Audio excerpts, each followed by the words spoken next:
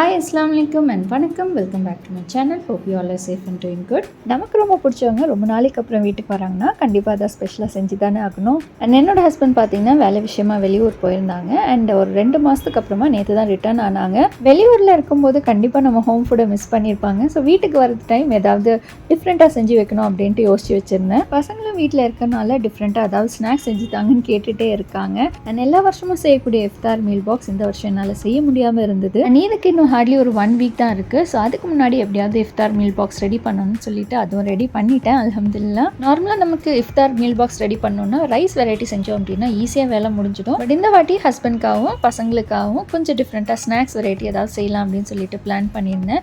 So இந்த இஃப்தார் meal பாக்ஸில் நான் என்னென்ன பண்ணியிருந்தேன்னு சொல்லிட்டு பார்க்கலாம். பட் அதுக்கு முன்னாடி நீங்கள் இந்த சேனலை தான் ஃபஸ்ட் டைம் பார்க்குறீங்கன்னா ப்ளீஸ் சப்ஸ்கிரைப் பண்ணுங்கள். அண்ட் பக்கத்தில் இருக்க பெல் ஐக்கானையும் கிளிக் பண்ணிவிட்டு ஆளுங்கிற ஆப்ஷனையும் மறக்காமல் கிளிக் பண்ணுங்கள். அப்போ தான் நான் போடுற வீடியோஸ் எல்லாமே உங்களுக்கு நோட்டிஃபிகேஷனில் வரும். இந்த வாட்டி மோஸ்ட்டாக ஸ்நாக்ஸ் ஐட்டம்னால நான் ஒரு நாள் முன்னாடி எல்லாம் ரெடி பண்ணி ஃப்ரீசரில் எடுத்து வச்சுட்டேன். எல்லாமே ஃப்ரை ஐட்டம்னால பேக் பண்ணுறதுக்கு ஒரு 2 hours முன்னாடி ஃப்ரை பண்ணால் தான் அந்த கிறிஸ்பினஸ் இருக்கும். ப்ரீ ப்ரிப்ரேஷனில் நான் பண்ண ஃபஸ்ட்டு வேலை பார்த்தீங்கன்னா கொண்டக்கடலையை தண்ணியில் ஊற வச்சுட்டேன். நான் வந்து ஒரு 1/2 kg கொண்டக்கடலை எடுத்திருக்கேன். இது வந்து ஒரு மினிமம் ஒரு 8 to 12 hours வந்து நல்ல தண்ணியில் ஊறணும். ஸோ இந்த கொண்டக்கடலை எதுக்குன்னு கேட்டிங்கன்னா நான் பண்ண ஃபர்ஸ்ட் டிஷ் பார்த்திங்கன்னா ஃபலாஃபல். இந்த ஃபலாஃபல் வந்துட்டு நம்ம ஊற வச்ச கொண்டக்கடலையில் தான் செய்வோம். இந்த ஃபலாஃபல் பண்ணுறதுக்கு நான் ஒரு 4 கப் ஊற வச்ச கொண்டக்கடலை எடுத்திருக்கேன். அது கூட ஒரு நல்ல ஒரு 1/2 bunch ஆஃப் கொத்தமல்லி ஆட் பண்ணிக்கலாம். இந்த கொத்தமல்லி தான் அந்த ஃப்ரெஷ் டேஸ்ட் கொடுக்கும் இந்த ஃபலாஃபலுக்கு. அது கூட ஒரு சின்ன வெங்காயம், ஒரு 5 பெரிய கார்லிக் எடுத்துக்கலாம். என்கிட்ட இருந்தது வந்து சின்ன கார்லிக்னால ஒரு 7-8 எடுத்துக்கிட்டேன். அப்புறம் ஜீரகத்தூள் 1 டீஸ்பூன், பெப்பர் பவுடர் ஒரு 1/4 டீஸ்பூன் ஆட் பண்ணிக்கலாம். நான் இங்கே ஒரு க்ரீன் சில்லி ஆட் பண்ணுறேன். உங்களுக்கு காரம் ஜாஸ்தியாக வேணும் அப்படின்னா இன்னொரு எக்ஸ்ட்ரா ஆட் பண்ணிக்கலாம். தேவையான அளவு உப்பு. இதெல்லாமே நல்லா பிளெண்ட் பண்ணிடலாம். எனக்கு சாப்பர் வந்து சின்னதாக இருக்கனால நான் பேட்சாக போட்டு பிளெண்ட் பண்ணி எடுக்கிறேன். உங்களுக்கு பெரிய சாப்பராக இருந்துச்சுன்னா மொத்தமாக போட்டு பிளெண்ட் பண்ணி எடுத்துக்கலாம். இது வந்து ரொம்ப ஒரு ஃபைன் பேஸ்ட்டாக அரைக்கக்கூடாது. ஒரு 80 to 90% அரைச்சா போதும். கொஞ்சம் குறன்னு இருந்துச்சுன்னா அது டெக்ஸ்சர் வந்து நல்லாயிருக்கும். அதெல்லாம் நல்லா பைண்ட் பண்ணுறதுக்கு இங்கே ஒரு 4 டேபிள் ஸ்பூன் கடலை மாவு ஆட் பண்ணுறேன். கடலை மாவு இல்லை அப்படின்னா நம்ம பிரெட் க்ரம்ஸ் கூட ஆட் பண்ணிக்கலாம். இதெல்லாம் நல்லா மிக்ஸ் பண்ணிவிட்டு நம்ம இந்த பருப்பு வடை செய்வோம் இல்லையா, ஸோ அதே ஷேப்பில் நான் இங்கே ரெடி பண்ணி வச்சுருக்கேன். கிட்டத்தட்ட பார்த்தீங்கன்னா நம்ம ஊரில் செய்கிற பருப்பு வடை மாதிரி தான், பட் இது வந்து நம்ம கொண்டக்கடலையில் செய்கிறோம். இந்த வடை எல்லாத்தையும் நான் ஒரு பேக்கில் போட்டு நான் ஃப்ரீசரில் எடுத்து வச்சுட்டேன். நெக்ஸ்ட் டிஷ் பார்த்தீங்கன்னா ரோல் சமோசா. இஃப்தாருக்கும் சமோசாக்கும் என்ன கனெக்ஷன் எனக்கு தெரியாது, பட் இஃப்தார்னு பார்த்தீங்கன்னா கண்டிப்பாக சமோசா இல்லாமல் இருக்காது. அண்ட் இந்த சமோசாவை நம்ம நார்மல் சமோசா ஷேப்பில் செய்கிறத விட இந்த மாதிரி ரோல் பண்ணிட்டோம் அப்படின்னா குயிக் அண்ட் ஈஸியாக முடிஞ்சிடும். ஸோ அதுக்கு வந்துட்டு இங்கே பொட்டேட்டோ வந்து ஆல்ரெடி பாயில் பண்ணி எடுத்து வச்சுருக்கேன். இங்கே வந்து நல்ல ஒரு பெரிய சைஸில் ஒரு 3 பொட்டேட்டோஸ் பாயில் பண்ணி எடுத்துக்கலாம். பாயில் பண்ணிவிட்டு நல்லா கிரேட் பண்ணி எடுத்துடலாம். அது கூட 1 teaspoon coriander powder, 1 teaspoon chilli powder, 1 teaspoon chaat masala, ஒரு மஞ்சள் தூள் வந்துட்டு ஒரு 1/2 டீஸ்பூன் ஆட் பண்ணிக்கலாம். சால்ட் தேவையான அளவு ஆட் பண்ணிக்கலாம். Garam masala, kasuri methi each 1 teaspoon add பண்ணியிருக்கேன். அப்புறம் ஒரு handful of coriander leaves add பண்ணியிருக்கேன். 1 டேபிள் ஸ்பூன் அளவுக்கு மின்ட் லீவ்ஸும் சாப் பண்ணி ஆட் பண்ணியிருக்கேன். உங்களுக்கு சில்லி வேணும் அப்படின்னா ஒரு 2 to 3 ஆட் பண்ணிக்கலாம். நான் இங்கே சில்லி ஆட் பண்ணல. அப்புறம் இதெல்லாம் பைண்ட் பண்ணுறதுக்கு நான் கார்ன் ஸ்டார்ச் ஆட் பண்ணியிருக்கேன். அது ஒரு 3 to 4 டேபிள் ஸ்பூன் கிட்ட ஆட் பண்ணியிருப்பேன். இப்போ இந்த பொட்டேட்டோ மிக்சரை இந்த சமோசா ஷீட்டில் நல்லா ஃபுல்லாக ஸ்ப்ரெட் பண்ணி விடுறேன். நான் இங்கே ரெடிமேட் ஷீட் தான் எடுத்திருக்கேன். ஃபுல்லாக ஸ்ப்ரெட் பண்ணதுக்கப்புறமா இந்த மாதிரி 3 போர்ஷனாக கட் பண்ணுறேன். கட் பண்ணிட்டு இந்த மாதிரி ஜஸ்ட் ஒவ்வொரு பீஸையும் ரோல் பண்ணி எடுத்தால் போதும். இந்த சமோசாக்கு வந்து எண்டில் நம்ம அந்த மைதா மாவு பேஸ்ட்லாம் யூஸ் பண்ணணுன்ட்டு அவசியம் இல்லை. இந்த பொட்டேட்டோ மிக்சரே நல்லா சீல் ஆகிடும். இந்த சமோசா ரோல்ஸே வந்துட்டு நான் ஒரு பாக்ஸில் போட்டு ஃப்ரீசரில் எடுத்து வச்சுட்டேன். இப்போ நீங்கள் பார்த்த இந்த 2 ஐட்டம்ஸும் நான் ப்ரீவியஸ் டே ரெடி பண்ணி வச்சது. அண்ட் மீல் பாக்ஸ் ப்ரிப்பேர் பண்ண அன்னைக்கு என்னென்ன பண்ணுறேன்னு பார்க்கலாம். ஃபர்ஸ்ட் திங் ஸ்வீட் ரெடி பண்ணுறதுக்கு நமக்கு மில்க் தேவைப்படும் இல்லையா, ஸோ மில்க்கை ஃபஸ்ட்டு காய்ச்சிடலான்னு வச்சுட்டேன். அண்ட் ஜவர்சியும் சைடில் ஊற வச்சாச்சு. நீங்கள் பார்த்தீங்கன்னா சிக்கன் ஷீக் கபாப் பண்ணுறதுக்கு ரெடி பண்ணிகிட்ருக்கேன். அதுக்கு வந்து ஒரு வெங்காயம், ஒரு ரெட் கேப்சிகம், இது ரெண்டும் ரஃப்பாக சாப் பண்ணி எடுத்துக்கலாம். இந்த ரெண்டையும் இப்போ சாப்பரில் போட்டு சாப் பண்ணி எடுத்துக்கலாம்.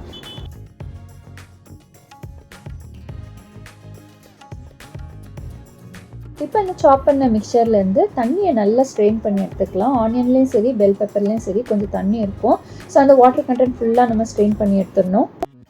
இந்த ஷீக் கபாப் பண்ணுறதுக்கு கொஞ்சம் வாட்டரியாக இருந்தது அப்படின்னா நம்மளால் கரெக்டாக மோல்ட் பண்ண முடியாது. எவ்வளோ தூரத்துக்கு ட்ரையாக இருக்கோ அந்த மோல்ட் ஷேப் வந்து அப்போ தான் கரெக்டாக வரும். நீங்கள் போன்லெஸ் சிக்கன் 1 கேஜி எடுத்திருக்கேன். அது கூட 2 பச்சை மிளகா, 2 டீஸ்பூன் ஜிஞ்சர் கார்லிக் பேஸ்ட் எடுத்திருக்கேன். அப்புறம் தேவையான அளவு சால்ட்.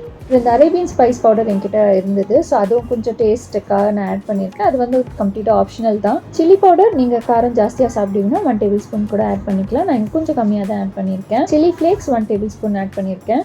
இதெல்லாம் இப்போ நல்லா பிளெண்ட் பண்ணி எடுத்துடலாம். இந்த சிக்கன் பேஸ்ட்டு கூட ஆல்ரெடி நம்ம சாப் பண்ணி வச்சுருந்த ஆனியன் பெல் பெப்பர் இருக்கு இல்லையா, அதை ஆட் பண்ணிக்கலாம். அது கூட நல்ல ஒரு ஹேண்ட்ஃபுல் ஆஃப் கொத்தமல்லி ஆட் பண்ணிக்கலாம். ஆயில் ஒரு 2 to 3 டேபிள் ஸ்பூன் ஆட் பண்ணிவிட்டு நல்லா மிக்ஸ் பண்ணி விட்டுடலாம்.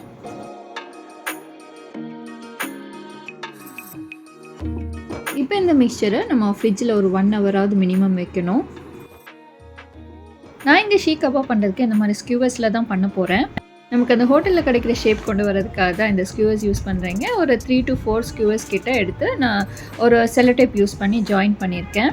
அண்ட் இந்த ஸ்கியூவர்ஸை இந்த மாதிரி ஃபாயில் பேப்பர்ஸ் யூஸ் பண்ணி கவர் பண்ணியிருக்கேன். நார்மலாக இந்த ஷீ கபாப் பண்ணுறதுக்கு ஒரு நைஃப் மாதிரி யூஸ் பண்ணுவாங்க இல்லையா, ஸோ அதுக்கு பதிலாக இந்த மெத்தட் ஃபாலோ பண்ணுறேன். இப்போ இந்த ஸ்கியூவர்ஸில் இந்த சிக்கன் மிக்சரை வந்து இந்த ஷேப்பில் மோல்ட் பண்ணி நம்ம ஃப்ரை பண்ணி எடுத்தால் போதும். அண்ட் நெக்ஸ்ட் ஐட்டம் பார்த்தீங்கன்னா எக் கிரேவி. இதுவும் வந்து ரொம்ப சிம்பிளாக செய்யக்கூடிய கிரேவி. நம்ம மீல் பாக்ஸில் வெறும் ஸ்நாக்ஸ் மட்டும் வச்சா நல்லா இருக்காது இல்லையா, ஸோ கொஞ்சம் டிஃபன் ஐட்டம் மாதிரி வச்சா நல்லா இருக்கும்னு தோணுச்சு. So idiyappam and egg gravy செய்யலாம் அப்படின்னு டிசைட் பண்ணியிருந்தேன். இடியாப்பம் வந்து ஆல்ரெடி மார்னிங் ரெடி பண்ணி வச்சுட்டேன். அது வீடியோ எடுக்கல. இப்போ எக் கிரேவி மட்டும் தான் செய்கிறேன். அண்ட் கிரேவி செய்கிறதுக்கு எக்கும் ஆல்ரெடி பாயில் பண்ணி எடுத்து வச்சுட்டேன். இந்த கிரேவி வந்து ஆனியன் மட்டும் யூஸ் பண்ணி தான் செய்ய போகிறோம். இதுக்கு ஒரு 8 வெங்காயம் எடுத்திருக்கேன். அது கூட க்ரீன் சில்லி 8 எடுத்திருக்கேன். அண்ட் கேஷ்யூ ஒரு 1/4 கப் எடுத்திருக்கேன். இது 3 நல்ல ஃபைன் பேஸ்ட்டாக அரைச்சி எடுத்துக்கலாம். இதெல்லாம் ஃபைன் பேஸ்ட்டாக அரைச்சி எடுத்துகிட்டு ஒரு ஹெவி பாட்டம் பேனில் ஒரு 1/4 கப் ஆயில் ஆட் பண்ணிக்கலாம். அதில் கொஞ்சம் கிராம்பு, பட்டை, பே லீஃப், ஏலக்காய் இதெல்லாம் ஆட் பண்ணிவிட்டு ஜிஞ்சர் கார்லிக் பேஸ்ட் ஒரு 4 டீஸ்பூன் ஆட் பண்ணியிருப்பேன். நல்லா வதக்குனதுக்கப்புறமா அந்த ஜிஞ்சர் கார்லிக் பேஸ்ட்டோட ரா ஸ்மெல் போனதுக்கப்புறமா நம்ம பேஸ்ட் பண்ணி வச்சுருந்த அந்த ஆனியன் பேஸ்ட் இருக்கு இல்லையா, அதை ஆட் பண்ணி கொஞ்சமாக சால்ட் ஆட் பண்ணிவிட்டு நல்லா வத்த விடணும். அந்த ஆனியனோட ரா ஸ்மெல் போனதுக்கப்புறமா ஆயில் செப்பரேட் ஆகி வரும். ஸோ அந்த ஸ்டேஜில் நம்ம மசாலாலாம் ஆட் பண்ணிடலாம். இதுக்கு மசாலா பார்த்திங்கன்னா ரொம்ப மினிமல் மசாலாஸ் தான் யூஸ் பண்ண போகிறோம். கியூமின் பவுடர் 4 டீஸ்பூன் ஆட் பண்ணியிருக்கேன். பெப்பர் பவுடர் ஒரு 2 டீஸ்பூன் ஆட் பண்ணியிருக்கேன். கரம் மசாலா 4 டீஸ்பூன். இந்த 3 பவுடர் மட்டும் தான் ஆட் பண்ணியிருக்கேன், வேறு எதுவுமே ஆட் பண்ணல. அப்புறம் கசூரி மேத்தி வந்து ஒரு 1 டீஸ்பூன் கிட்ட ஆட் பண்ணிக்கலாம். லாஸ்ட்டில் கொஞ்சம் க்ரீம் ஒரு 1/2 கப் கிட்ட ஆட் பண்ணியிருப்பேன். நமக்கு வெங்காயம் யூஸ் பண்ணுறதுனால கொஞ்சம் ஸ்வீட்னஸ் இருக்கும். உங்களுக்கு ஸ்வீட்னஸ் வேண்டாம் அப்படின்னா நீங்கள் தயிர் யூஸ் பண்ணி கூட அந்த ஸ்வீட்னஸை கம்மி பண்ணிக்கலாம். நான் வந்து தயிர் ஆட் பண்ணல. இடியாப்பத்துக்கு கூட கொஞ்சம் ஸ்வீட்டாக கிரேவி இருந்துச்சுன்னா நல்லாயிருக்கும். ஸோ அதுக்காக நான் இங்கே தயிர் ஆட் பண்ணல. ஆயில் நல்லா செப்பரேட் ஆனதுக்கப்புறமா நம்ம பாயில் பண்ணி வச்சுருந்த எக் இதில் ஆட் பண்ணிவிட்டு ஒரு 5 மினிட்ஸ் குக் பண்ண விட்டுடலாம். கிரேவி குக் ஆகுறதுக்குள்ளே நாங்கள் ஸ்வீட் ரெடி பண்ணிகிட்ருக்கேன். ஸ்வீட்னால் பெருசாக எதுவும் இல்லை, கஸ்டர்ட் தான் செஞ்சிட்ருக்கேன். கஸ்டர்ட்லேயே வந்துட்டு ஜவ்வரிசியும் சேமியாவும் ஆட் பண்ணியிருக்கேன். ஃபைனலாக இது கூல் டவுன் ஆனதுக்கப்புறமா ஃப்ரூட்ஸ் ஆட் பண்ண போகிறேன், அவ்வளோதான். கிரேவிங்க நல்லா கொதிச்சிட்ருக்கு. ஸோ ஃபைனல் ஸ்டேஜில் பார்த்திங்கன்னா ஒரு டீஸ்பூன் அளவு பட்டர் ஆட் பண்ணுறேன். அண்ட் நல்ல ஒரு handful of coriander leaves add பண்ணிக்கலாம். நல்ல ஒரு வாசனை தரும் இந்த கிரேவிக்கு. நெக்ஸ்ட் டிஷ் பார்த்திங்கன்னா ஹம்மஸ். இந்த ஃபலாஃபலுக்கு வந்துட்டு இந்த ஹம்மஸ் காம்பினேஷன் வந்து சூப்பராக இருக்கும். ஸோ இந்த ஹம்மஸ் பண்ணுறதுக்கு ஃபஸ்ட்டு டஹீனி சாஸ் வந்து ரெடி பண்ணோம். அதுக்கு இங்கே எள்ளு ஒரு 2 டீஸ்பூன் எடுத்திருக்கேன். நல்லா ட்ரை ரோஸ்ட் பண்ணதுக்கப்புறமா ஆலிவ் ஆயில் கூட நம்ம இதை நல்லா ஃபைன் பேஸ்ட்டாக அரைச்சி எடுக்கணும். எள்ளு ஒரு 2 டேபிள் ஸ்பூன் எடுத்தோம் அப்படின்னா ஆலிவ் ஆயில் ஒரு 3 டேபிள் ஸ்பூன் கிட்ட எடுக்கணும். இந்த ஹம்மஸ் பண்ணுறதுக்கு நமக்கு பாயில் பண்ண கொண்டக்கடலை வேணும். நான் ஆல்ரெடி ப்ரீவியஸ் நைட் வந்துட்டு சோக் பண்ணி வச்சுருந்தேன் இல்லையா, ஸோ அதில் ஒரு 1 கப் பேலன்ஸ் இருந்தது. அதை இங்கே குக் பண்ணி எடுத்திருக்கேன். குக் பண்ண அப்புறம் இந்த ஸ்கின் இருக்கு இல்லையா, அதை வந்து கம்ப்ளீட்டாக நம்ம ரிமூவ் பண்ணிடணும். இந்த டஹினி பேஸ்ட் கூட இந்த குக் பண்ண சன்னாவே ஆட் பண்ணுறேன். பாயில் பண்ண அந்த தண்ணியை வந்துட்டு யூஸ் பண்ணக்கூடாது இதுக்கு. இந்த மிக்சர் கூட ஒரு கார்லிக் ஆட் பண்ணியிருக்கேன். அது கூட ஒரு டீஸ்பூன் லெமன் ஜூஸ் ஆட் பண்ணிக்கலாம். அண்ட் இந்த ஹம்மஸ் நமக்கு நல்ல க்ரீமியாக ஃபைன் பேஸ்ட்டாக வரணும் அப்படின்னா அதுக்கு வந்து நம்ம கோல்டு வாட்டர் யூஸ் பண்ணி நம்ம இதை கிரைண்ட் பண்ணிக்கலாம். கோல்டு வாட்டர் இல்லை ஐஸ் க்யூப்ஸ் கூட இதுக்கு யூஸ் பண்ணிக்கலாம். ஃபைனலாக இதை கார்னிஷ் பண்ணுறதுக்கு ஆலிவ் ஆயில், அப்புறம் chilli powder and cumin powder வந்துட்டு மேலே அப்படியே ஸ்ப்ரிங்கிள் பண்ணி விட்டுக்கலாம். இப்போ நான் ரெடி பண்ணி வச்சிருந்த ஐட்டம் எல்லாம் ஃபைனலாக நான் ஃப்ரை பண்ணி எடுத்துகிட்ருக்கேன். ஒரு 2 ஹவர்ஸ் முன்னாடி, பேக் பண்ணுறதுக்கு ஒரு 2 ஹவர்ஸ் முன்னாடி ஃப்ரை பண்ண ஆரம்பிச்சிட்டேன்.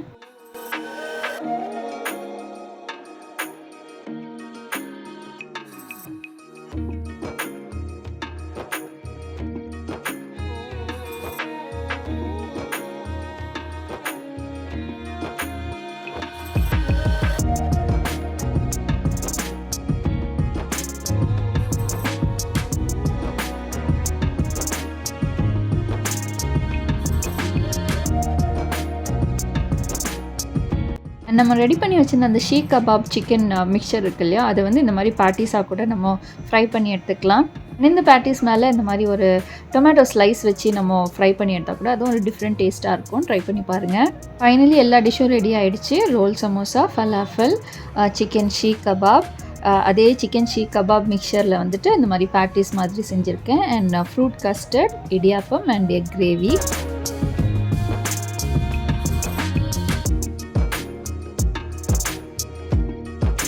இந்த ஷீக் கபாபை இந்த மாதிரி ஸ்லோவாக புஷ் பண்ணி எடுத்தாலே ஃபைனாக ஸ்மூத்தாகவே வந்துடும் வெளியே.